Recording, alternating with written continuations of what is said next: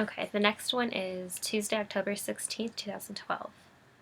The illusion of relationships is the lessening of distance, but a new distance arises when a stranger becomes a friend. Now suddenly palpable is how little can be shared between two individuals. Out of this insecurity grows expectations, unspoken guidelines to ensure comfort down the line. Strangers, however, expect nothing of each other because the distance between them is so great. It follows that a small gesture can mean so much. The smile after a fumble of papers says, "Hey, things don't always go well." That's the face we should keep ready for each other all the time, no matter how far everyone is. I always reread that one. I love that one. Let's see. November 13th, 2012. So we're skipping a month. Oh, yeah. I hope this is the one I think it is. Yeah. Wait. Okay. Tuesday, November 13th, 2012.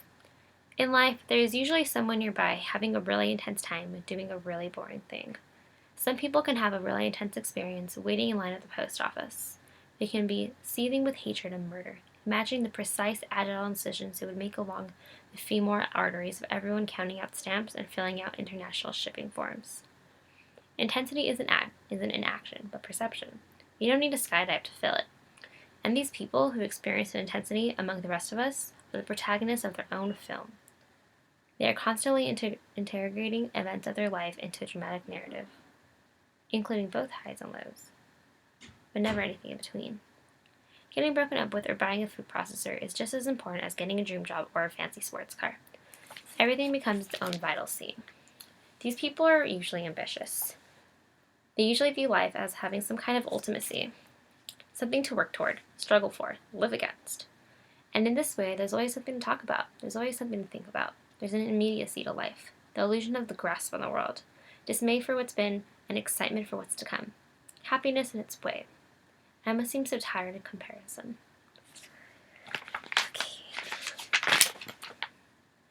Okay. Wednesday, November 14th, 2012. This one's about his ex-girlfriend. Or his girlfriend at the time, which is currently his ex-girlfriend. Anyways, I'm going to read it. Keela and I are alive at the same time. Many people have been alive before me and will be alive after me, but her and I occupy the same stretch right now. I look at her, somewhere not quite her eyes, but the space before them. I look at her and think about how all of us right now are living and breathing and talking. We're all alive. Most people are just better at it than we are. Fucking love that one. It's so sad. Okay, what else did I write? November 18th, 2012. Let's see. No, I don't want to write that one. Let's do 25th. Sorry. I wish I could just read this whole book, but you should go to Sorry House's website. And I know he was having a sale on these books, and they were $4. It's worth it. I want to buy another one. I don't know what I'm doing. I never know what I'm doing. Let's see. There's so many things I want to read. Okay. Friday, January 18th, 2013. I had a dream I was in love with someone, but I can't remember who. I feel the warmth of the sun through my window, and how long it will remain this pleasant. How long does it take? When do you start to want something else? I take a sip of water, and now I'm going to open the window. The answer is in moments. When I think of Keela, it's forced. You can basically forget about her. When I first read this, I was going through like a similar relationship that he was. So this, it really hit me. Yeah. Let's see. Okay. So we're skipping a couple months. That was in, did I say December? That was January. Now it's February. Tuesday, February 26, 2013. I'm seeing someone new. She likes people who don't like themselves.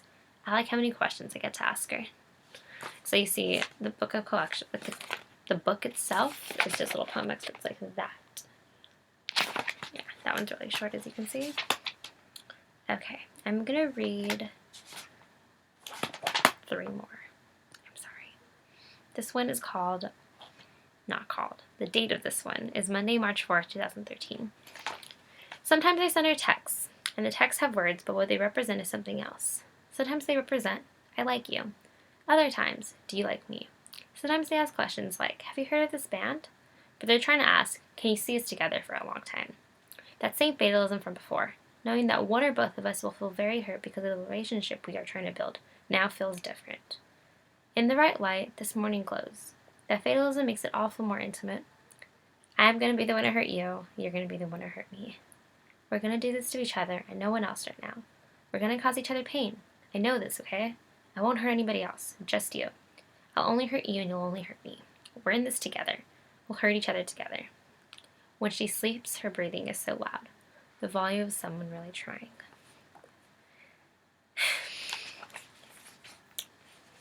Wednesday, March 6, 2013.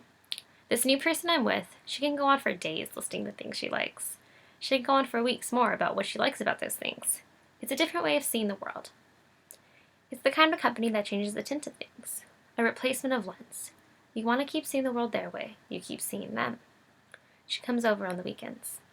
We watch movies but don't finish them. We cut up fruit and eat it from the same bowl.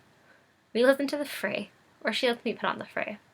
The beginnings of those things are like that. The fucking best. She goes to parties without me because I don't like parties. And she texts me, this party isn't good. I should have stayed home with you.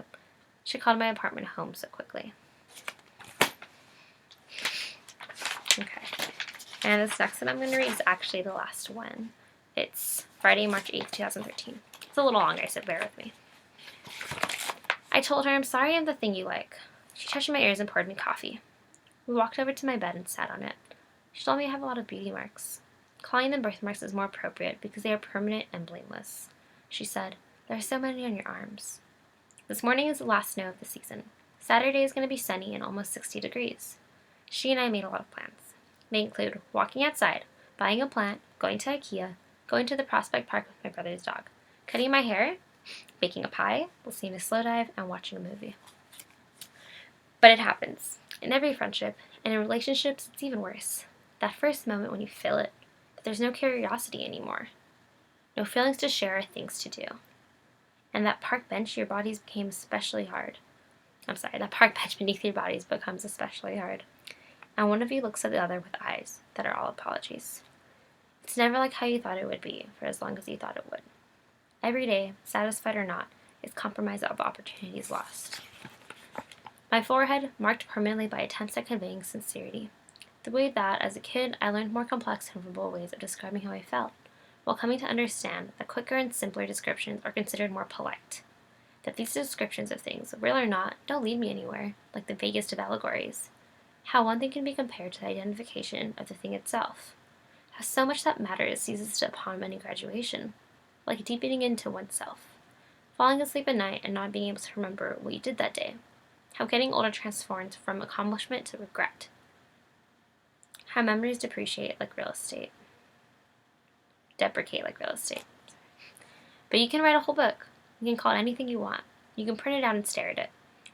On TV, you swear you heard the president say that headaches are the growing pains of our emotions. But by the time you read this, I will be someone older and newer. I will be ultimate.